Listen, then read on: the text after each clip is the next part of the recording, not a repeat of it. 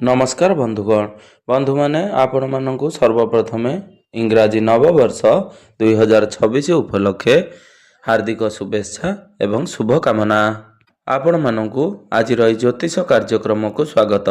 आज ज्योतिष कार्यक्रमटी सिंह राशि व्यक्ति विशेष मानक पई बहुत गुरुत्वपूर्ण अछि, बहुत ही खास अछि।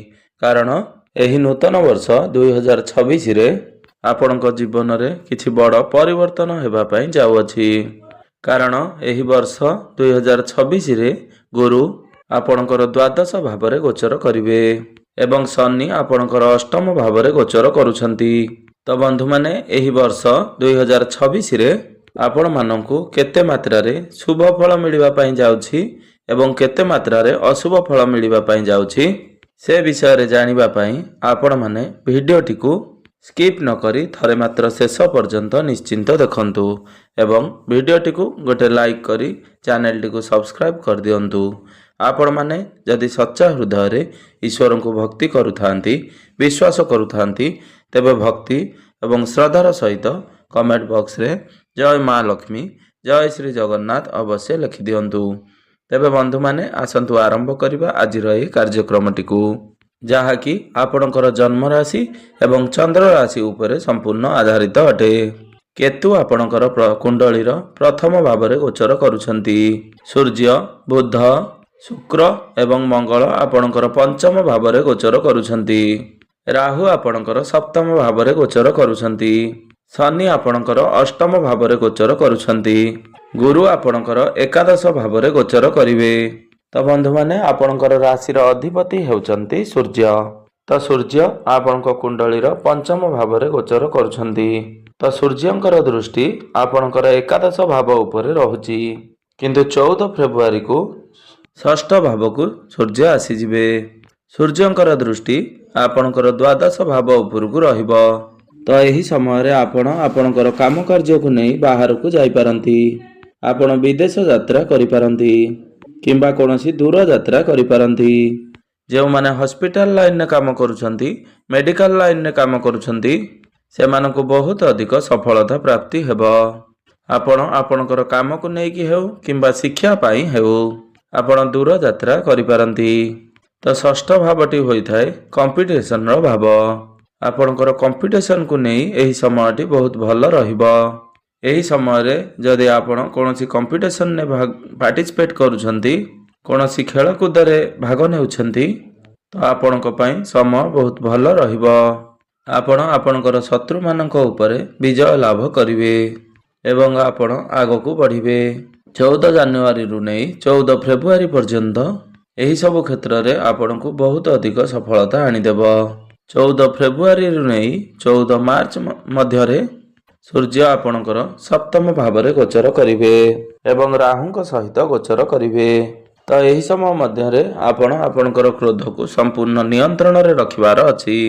निजर धैर्य बहुत भल भाव में रखिबार अछि। जदि आपणकर वैवाहिक जीवन रे कोनोसी डिस्टर्बेंस न हुए आपण अधिक आर्गुमेंट न करंती आपण सेथि प्रति ध्यान रखिबे। 14 फेब्रुआरी रु 14 मार्च मध्य रे आपण को यही सब कथा प्रति विशेष ध्यान रखिबार अछि। वैवाहिक जीवनर कथा हेबा जदि संपूर्ण वर्ष सारा आपण को आपणकर वैवाहिक जीवन प्रति ध्यान रखिबार अछि। जेहेतु आपणकर सप्तम भावर अधिपति शनि अष्टम भाव में खराब स्थिति रे अछंती एवं आपणकर सप्तम भाव में पापी ग्रह राहु गोचर करुछंती।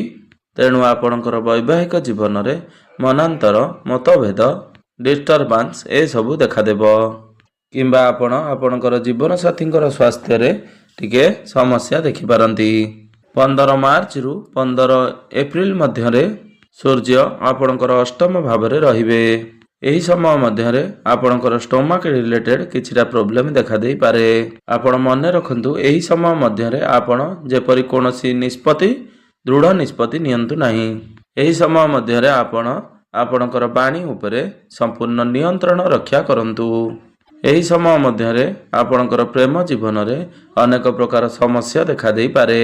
छोट छोट कथा को नहीं आपणक मध्य रे मिस अंडरस्टैंडिंग मिस कम्युनिकेशन होई पारे। एही समय रे आपण जेते पारिबे निज भितरे धैर्य रखंतु। ନିଜକୁ ଶାନ୍ତି ରଖିବାକୁ ଚେଷ୍ଟା କରନ୍ତୁ।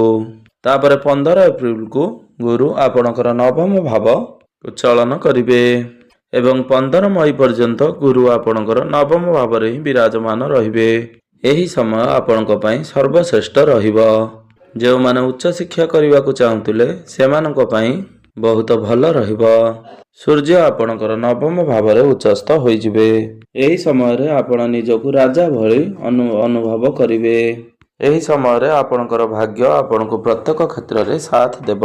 ଏହି ସମୟରେ ଯଦି ଆପଣ କୌଣସି ସରକାରୀ ପରୀକ୍ଷା ଦେଉଛନ୍ତି, ପ୍ରତିଯୋଗିତାମୂଳକ ପରୀକ୍ଷା ଦେଉଛନ୍ତି, ତ ନିଶ୍ଚିନ୍ତ ଭାବରେ ଆପଣ ସେଥିରେ ଉତ୍ତୀର୍ଣ୍ଣ ହେବେ। ଯଦି ଆପଣ ଏହି ସମୟରେ ପାଠପଢ଼ା ସମ୍ବନ୍ଧିତ କୌଣସି ଡିସିସନ୍ ନେବାକୁ ଚାହୁଁଛନ୍ତି, କୌଣସି ଆଡମିସନ୍ କିମ୍ବା ଫର୍ମ ଫିଲ୍ଅପ୍ କରୁଛନ୍ତି, ତେବେ ସମୟ ଆପଣଙ୍କ ପାଇଁ ବହୁତ ଭଲ ରହିବ।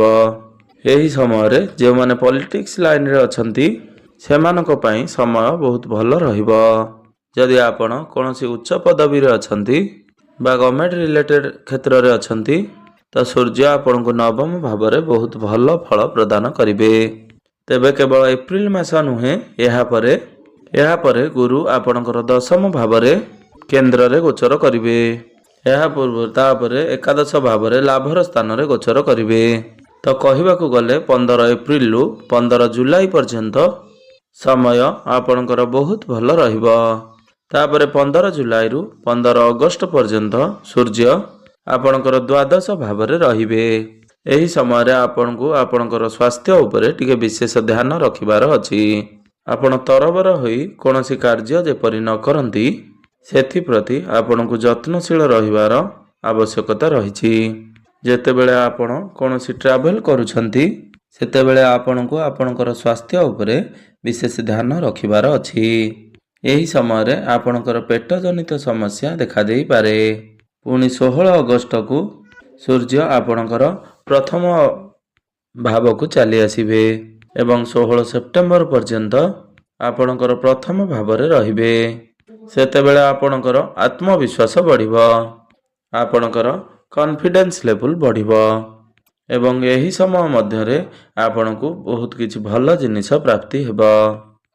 ସମାଜରେ ଆପଣଙ୍କୁ ମାନ ସମ୍ମାନ ପ୍ରାପ୍ତି ହେବ। ଆପଣଙ୍କୁ ଉଚ୍ଚ ପଦବୀ ପ୍ରାପ୍ତି ହେବ। ପୁଣି 15 ଅଗଷ୍ଟରୁ 15 ଅକ୍ଟୋବର ମଧ୍ୟରେ ସୂର୍ଯ୍ୟ ଆପଣଙ୍କୁ ବହୁତ ବଡ଼ ଆଚିଭମେଣ୍ଟ ଦେବେ।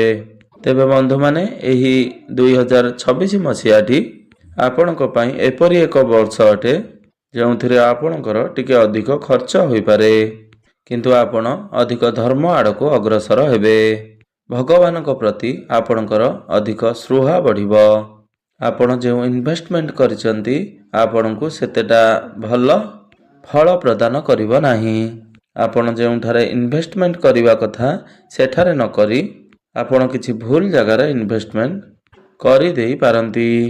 ତେବେ ବନ୍ଧୁମାନେ, ଯଦି ଆପଣଙ୍କର ଜେଜେମା ଅଛନ୍ତି, ତାଙ୍କର ସ୍ୱାସ୍ଥ୍ୟରେ କିଛିଟା ସମସ୍ୟା ଦେଖାଦେବ ଏବଂ ଏହା ଛଡ଼ା ଆପଣ ଆପଣଙ୍କର ପାଖ ଲୋକଙ୍କ ଦ୍ୱାରା ଅଧିକ ଚିନ୍ତାଗ୍ରସ୍ତ ହୋଇପାରନ୍ତି। ସେମାନେ ଆପଣଙ୍କୁ ସମସ୍ୟାରେ ପକାଇ ପାରନ୍ତି। ବିଶେଷ କରି ଆପଣଙ୍କର ଶ୍ୱଶୁର ଘର ତରଫରୁ ଆପଣ ଟିକେ ଅଧିକ ପ୍ରେସର ପାଇପାରନ୍ତି, ଯେଉଁଥିପାଇଁ ଆପଣ ଚିନ୍ତାରେ ରହିପାରନ୍ତି। ଏପରିକି ନିଜର ବିଚାରଧାରା ପାଇଁ ମଧ୍ୟ ଆପଣ ଟିକେ ଚିନ୍ତାଗ୍ରସ୍ତ ରହିପାରନ୍ତି, କାରଣ ଆପଣ ଯେଉଁ କାର୍ଯ୍ୟରେ ହାତ ଦେଉଛନ୍ତି ସେହି କାର୍ଯ୍ୟରେ ଆପଣଙ୍କୁ ସଫଳତା ମିଳି ନପାରେ। କାର୍ଯ୍ୟରେ ବିଳମ୍ବ ଦେଖାଦେଇପାରେ। ଯେଉଁ ବ୍ୟକ୍ତିଙ୍କ ଠାରୁ ଆପଣ କିଛି ଆଶା ରଖିଥିଲେ ଯେ ସିଏ ଆପଣଙ୍କୁ ସାହାଯ୍ୟ କରିବେ, ସେହି ବ୍ୟକ୍ତିଙ୍କ ଠାରୁ ଆପଣଙ୍କୁ ସାହାଯ୍ୟ ମିଳିନପାରେ। ଶେଷରେ ଆପଣ ଚିନ୍ତା କରିବେ ଯେ ଆପଣ କେବଳ ଆପଣଙ୍କ ପାଇଁ ହିଁ ଲଢ଼ିବେ। ଆପଣ ନିଜେ ହିଁ ଆପଣଙ୍କୁ ସମସ୍ୟାରୁ ବାହାର କରିପାରିବେ। ଆପଣ ନିଜକୁ ଏକୁଟିଆ ଅନୁଭବ କରିପାରନ୍ତି। ତେବେ ବନ୍ଧୁମାନେ, ଆପଣ ଏସବୁ ଶୁଣି ଆଦୌ ଭୟ କରନ୍ତୁ ନାହିଁ, କାରଣ ଯେତେବେଳେ ଆମ ଜୀବନରେ କିଛି ବଡ଼ ପରିବର୍ତ୍ତନ ହେବାକୁ ଥାଏ, ତା ପୂର୍ବରୁ ଆମ ପାଖକୁ ଅଧିକ ସମସ୍ୟାମାନ ଆସିଥାଏ, ଅଧିକ ପ୍ରେସର ଆସିଥାଏ। ଆପଣମାନେ ନିଶ୍ଚିନ୍ତ ଭାବରେ ଜାଣିଥିବେ, ଯେତେବେଳେ ଗୋଟେ ସଂବାଳୁଆରୁ ପ୍ରଜାପତି ତିଆରି ହୋଇଥାଏ, ସେତେବେଳେ ତାକୁ ବହୁତ କଷ୍ଟର ସାମ୍ନା କରିବାକୁ ପଡ଼ିଥାଏ, ବହୁତ ସଂଘର୍ଷ କରିବାକୁ ପଡ଼ିଥାଏ। ତାପରେ ସିଏ ଗୋଟେ ବହୁତ ବଡ଼ ସୁନ୍ଦର ପ୍ରଜାପତିରେ ପରିଣତ ହୋଇଥାଏ। ତେବେ ବର୍ତ୍ତମାନ ଆପଣଙ୍କ ପାଇଁ ସେହି ସମୟ ଆସିଯାଇଛି, ଯେତେବେଳେ କି ଆପଣଙ୍କୁ ବହୁତ ଅଧିକ ସଂଘର୍ଷ କରିବାକୁ ପଡ଼ିବ। ଆପଣଙ୍କ ପାଇଁ ବହୁତ ଅଧିକ ପ୍ରେସର ଆସିବ। ଆପଣଙ୍କୁ ଚାପରେ ରହିବାକୁ ପଡ଼ିବ। କିନ୍ତୁ ଏହାପରେ ଆପଣଙ୍କ ପାଇଁ ଗୋଟେ ବହୁତ ଭଲ ପରିବର୍ତ୍ତନ ଆସିବ। କାରଣ ବର୍ତ୍ତମାନ ଆପଣଙ୍କ କୁଣ୍ଡଳୀରେ ଶନି ଅଢ଼େଇ ଚାଲୁଅଛି। ତ ଶନି ଆପଣଙ୍କ ଜୀବନରେ ଏହି ସବୁ କରାଉଛନ୍ତି। କାରଣ ଶନି ଏପରି ଗ୍ରହ ଅଟନ୍ତି ଯିଏକି ଆମ ଜୀବନରେ ଆମକୁ ସର୍ବଦା ସତ୍ୟତା ହିଁ ଦେଖାଇଥାନ୍ତି। ଆମ ଜୀବନର ବାସ୍ତବତାଟାକୁ ଅନୁଭବ କରାଇଥାନ୍ତି। କିନ୍ତୁ ଯେତେବେଳେ ଆମ ରାଶିରେ ଶନି ଅଢ଼େଇ ସମାପ୍ତ ହୋଇଯିବ, ତେବେ ଆପଣଙ୍କୁ ନିଜ ନୂଆ ରୂପରେ ଦେଖିବାକୁ ପାଇବେ, ଯାହାକୁ ମଝିରେ ବହୁତ ଅଧିକ ଜ୍ଞାନ ରହିଥିବ, ମ୍ୟାଚ୍ୟୁରିଟି ରହିଥିବ। ଆପଣଙ୍କ ମଧ୍ୟରେ ବହୁତ ଅଧିକ ସ୍କିମ୍ ମଧ୍ୟ ଡେଭଲପ୍ ହୋଇଥିବ। ଆପଣଙ୍କ ମଧ୍ୟରେ କମ୍ୟୁନିକେସନ୍ ସ୍କିଲ୍, ମ୍ୟାନେଜମେଣ୍ଟ ସ୍କିଲ୍ ଆପଣ ବେଟରମେଣ୍ଟ ଦେଖିବାକୁ ପାଇବେ। ବର୍ତ୍ତମାନ ମଧ୍ୟ ଅନେକ ସିଂହ ରାଶିର ବ୍ୟକ୍ତିବିଶେଷମାନେ ନିଜକୁ ବହୁତ ଷ୍ଟ୍ରଙ୍ଗ କରି ଦେଖିବାକୁ ପାଉଥିବେ। ଯେମିତିକି ଆପଣଙ୍କୁ ଲାଗୁଥିବ ମୋ ଜୀବନରେ ଏତେ କିଛି ଘଟିଛି ଯାହା ପାଇଁ ମୁଁ ବର୍ତ୍ତମାନ ଆଗକୁ ଏକା ମଧ୍ୟ ଲଢ଼ିପାରିବି। ଆପଣଙ୍କୁ ଯଦି କୌଣସି ଅପରଚ୍ୟୁନିଟି ମିଳେ, ତେବେ ନିଶ୍ଚିନ୍ତ ଭାବରେ ଆପଣ ଫାଇଦା ମଧ୍ୟ ଉଠାଇ ପାରିବେ। ବିଶେଷ କରି ଆପଣଙ୍କର ବୈବାହିକ ଜୀବନରେ ଆପଣ ବହୁତ ଅଧିକ ସମସ୍ୟା ଦେଖିବାକୁ ପାଉଥିବେ। କାରଣ କୁଣ୍ଡଳୀର ସପ୍ତମ ଭାବଟି ହୋଇଥାଏ ଆପଣଙ୍କର ବୈବାହିକ ଜୀବନର ଭାବ। ଆପଣଙ୍କର ସପ୍ତମ ଭାବର ଅଧିପତି ହେଉଛନ୍ତି ଶନି ଏବଂ ଶନି ବର୍ତ୍ତମାନ ଆପଣଙ୍କର ଅଷ୍ଟମ ଭାବରେ ଗୋଚର କରୁଛନ୍ତି ଏବଂ ଆପଣଙ୍କର ସପ୍ତମ ଭାବରେ ରାହୁ ଗୋଚର କରୁଛନ୍ତି। ରାହୁ ହେଉଛନ୍ତି ପାପୀ ଗ୍ରହ। ଶନି ମଧ୍ୟ ଆପଣଙ୍କର ଖରାପ ସ୍ଥିତିରେ ଅଛନ୍ତି, ଯାହାଫଳରେ ଆପଣଙ୍କୁ ଆପଣଙ୍କର ବୈବାହିକ ଜୀବନରେ ଅନେକ ସମସ୍ୟା ଦେଖିବାକୁ ମିଳିବ। ତ ଯେପର୍ଯ୍ୟନ୍ତ ଶନି ଆପଣଙ୍କର ଅଷ୍ଟମ ଭାବରେ ରହିବେ ଏବଂ ରାହୁ ସପ୍ତମ ଭାବରେ ରହିବେ, ତ ଆପଣଙ୍କୁ ଆପଣଙ୍କର ବୈବାହିକ ଜୀବନ ପ୍ରତି ବିଶେଷ ଧ୍ୟାନ ରଖିବାର ଅଛି। କାରଣ ଆପଣଙ୍କ ମଧ୍ୟରେ ଅନେକ ସମୟରେ ଡିଷ୍ଟରବାନ୍ସ ଦେଖିବାକୁ ମିଳିପାରେ। ଆପଣଙ୍କ ମଧ୍ୟରେ ମତାନ୍ତର ଦେଖିବାକୁ ମିଳିପାରେ। ଆପଣଙ୍କର ଜୀବନସାଥୀଙ୍କର ସ୍ୱାସ୍ଥ୍ୟରେ ମଧ୍ୟ ସମସ୍ୟା ଦେଖାଦେଇପାରେ। ଆପଣଙ୍କର ଯଦି ଏହି ସମୟରେ କୌଣସି କୋର୍ଟ କଚେରୀ ମାମଲା ଚାଲୁଛି, ତ ଆପଣ ଏହି ସମୟରେ ଅଧିକ ଫସି ଯାଇପାରନ୍ତି। ଆପଣଙ୍କର ପୈତୃକ ସମ୍ପତ୍ତିକୁ ନେଇ କିଛି ବାଦ ବିବାଦ ହୋଇପାରେ। ଆପଣଙ୍କର କ୍ୟାରିୟର, ଆପଣଙ୍କର ଜବ୍ ଏବଂ ଆପଣଙ୍କର ବିଜନେସ୍ ଆପଣ ଟିକେ ପ୍ରତ୍ୟେକ କ୍ଷେତ୍ରରେ ଟିକେ ସମସ୍ୟା ଦେଖିବାକୁ ପାଇବେ। ଆପଣଙ୍କ ଉପରେ ଟିକେ ପ୍ରତ୍ୟେକ କ୍ଷେତ୍ରରେ ପ୍ରେସର ବଢ଼ିଯିବ, ରେସ୍ପନ୍ସିବିଲିଟି ଟିକେ ଅଧିକ ରହିବ। କାରଣ ଯେତେବେଳେ କୌଣସି ବ୍ୟକ୍ତିର କୁଣ୍ଡଳୀରେ ଶନି ଅଢ଼େଇ ଚାଲିଥାଏ, ତ ବିଶେଷତଃ ଆପଣଙ୍କ ଉପରେ ରେସ୍ପନ୍ସିବିଲିଟି ବଢ଼ିଯାଇଥାଏ, କାର୍ଯ୍ୟଭାର ବଢ଼ିଯାଇଥାଏ। ଶନି ଆପଣଙ୍କୁ ଥକେଇ ଦେଇଥାନ୍ତି, କିନ୍ତୁ ପରିଶେଷରେ ଆପଣ ଆପଣଙ୍କୁ ଏକ ନୂଆ ରୂପରେ ପାଇବେ।